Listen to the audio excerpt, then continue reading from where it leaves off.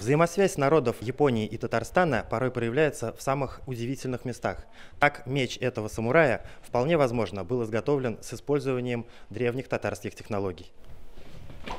Метод выплавки металла и название печи пришли в Японию из Китая, а оттуда, по преданиям, из легендарной Тартарии. Оказалось, это общее наследие татарского и японского народов. Идея шоу возникла несколько лет назад. Я предложила господину Сакакура Кацуми, значит, чтобы мы стали работать над проектом, а до этого мы уже договорились, что будем сотрудничать, именно на тему татары. И оказалось, что за неделю до вот моего предложения он как раз принимал участие в выковке меча, значит, с помощью этой печи. Так, историки, художники и хореографы начали работу над шоу. Выбрали самый доступный язык – тело и жестов. Из-за коронавируса совместного творчества не получилось. Оказалось, что к лучшему. В результате появилось сразу две интерпретации шоу – европейская и восточная.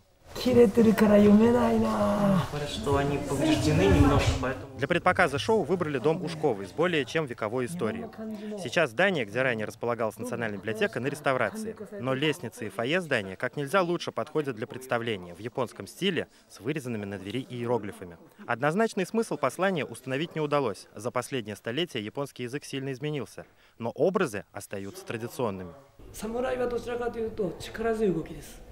Движения самурая, они должны быть сильными и мужественными, но это не значит, что мы должны зажиматься. Мы из расслабленного состояния быстрым и резким движением наносим свой удар.